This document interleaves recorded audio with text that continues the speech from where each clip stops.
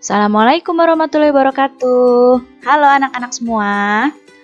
Hari ini kita akan belajar tema 1, subtema 1, pembelajaran keempat. Sudah siap belajar? Ayo kita mulai belajarnya ya. Perhatikan baik-baik supaya kalian dapat paham dan mengerti. Nah, lihat di sini di hadapan kalian ada gambar peta Indonesia. Kemarin kalian sudah mempelajari tentang letak astronomis dari Indonesia dan letak geografis dari Indonesia. Sekarang kita akan mempelajari letak geografis serta kondisi geografis dari pulau-pulau besar yang ada di Indonesia. Lihat di sini apa saja pulau-pulau besar yang ada di Indonesia. Ada Sumatera, ada Jawa, ada Bali dan Nusa Tenggara, ada Papua, ada Sulawesi, dan Kalimantan. Nah, kita mulai di pulau yang pertama.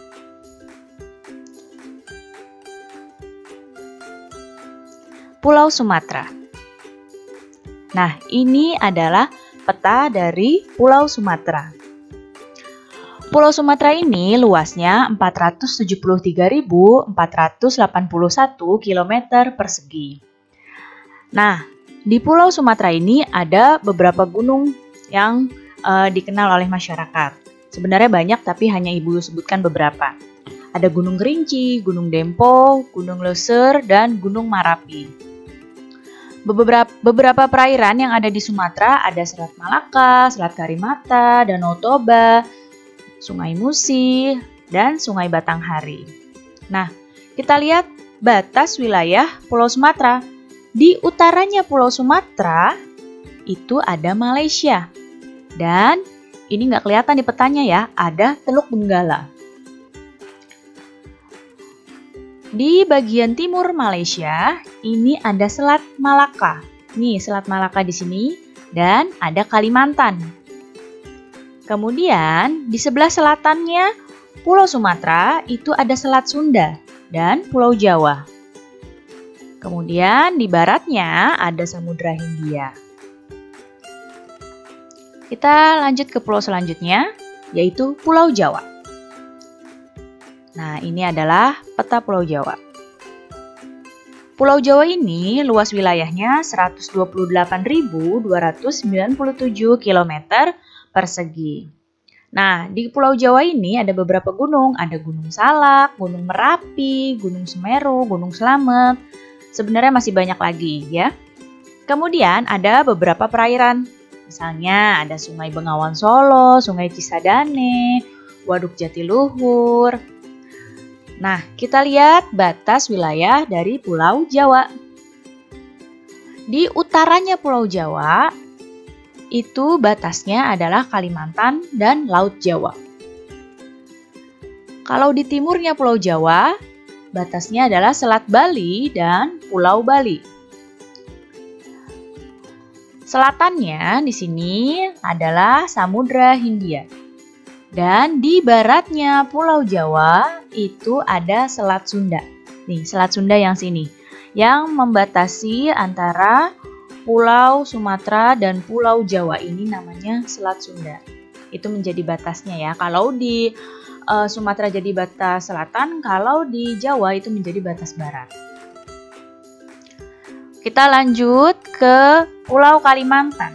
Nah, ini adalah Pulau Kalimantan, petanya.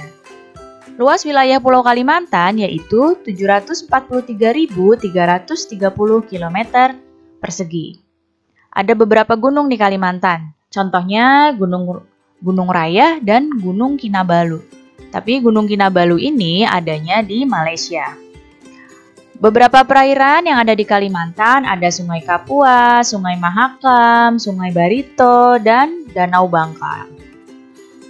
Batas wilayahnya Pulau Kalimantan di utara, lihat di sini, di utaranya Pulau Kalimantan ini ada Malaysia, ya, dan ada Laut Tiongkok Selatan. Di timurnya Pulau Kalimantan ada Selat Makassar dan ada Pulau Sulawesi.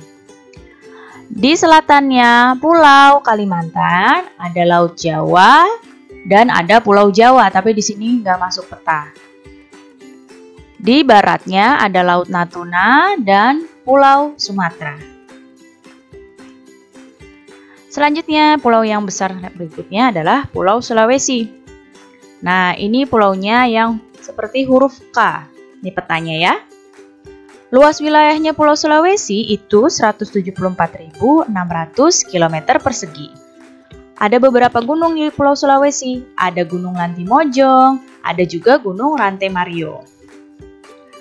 Nah, beberapa perairan di Sulawesi ada Sungai Poso, Sungai Lariang, Danau Touti, dan Pantai Losari. Batas wilayah Pulau Sulawesi, di utara itu batasnya adalah Laut Sulawesi dan Filipina. Di timur, batasnya adalah Laut Maluku dan Kepulauan Maluku. Sedangkan di bagian selatan, ini ada Laut Flores dan Nusa Tenggara Timur. Kalau di baratnya ada Selat Makassar, nih Selat Makassar di sebelah sini, dan Kalimantan. Ada juga di sini Pulau Bali dan Nusa Tenggara. Nah, ini termasuk pulauan yang cukup besar. Luas wilayahnya adalah 72.876 km persegi. Ada beberapa gunung di Pulau Bali dan Nusa Tenggara. Ada Gunung Batur dan Gunung Agung itu yang di Bali. Gunung Rinjani dan Gunung Tambora itu ada di Nusa Tenggara. Beberapa perairan di Bali dan Nusa Tenggara ada Sungai Pentanu, Pantai Lombok, Pantai Kuta, ada Danau Batur, dan ada Danau Batu. Batas wilayahnya Pulau Bali dan Nusa Tenggara. Di utara ini ada Laut Bali dan Laut Flores serta ada Sulawesi. Di timur itu batasnya adalah Timor Leste, negara tetangga ya. Di selatan batasnya Samudra Hindia. Dan di barat batasnya adalah Pulau Jawa dan Selat Bali. Selat Bali ini yang membatasi dari Madura dengan Bali, namanya Selat Bali. Selanjutnya ada Pulau Papua, ini ada di ujung timurnya Indonesia. Nah, ini dia petanya. Luas wilayahnya Papua adalah 319.036 km persegi. Ada beberapa gunung di Papua, yaitu ada Gunung Jayawijaya dan ada Gunung Derabaro. Kalau Gunung Jayawijaya ini adalah satu-satunya gunung di Indonesia yang di puncaknya itu ada saljunya. Nah, beberapa perairan di Kalimantan, ada Sungai Memberamo, ada Sungai Baliem, Danau Sentani, Pantai Raja Ampat. Batas wilayahnya Papua, di utara ada Samudra Pasifik. Di timurnya ada negara tetangga nih, Papua Nugini. Jangan cuma nulis Papua ya di timurnya, tapi Papua Nugini karena ini sudah negara lain bukan bagian dari Indonesia. Namanya Papua Nugini. Di selatan ada Laut Arafura dengan Australia. Dan di barat ada Kepulauan Maluku.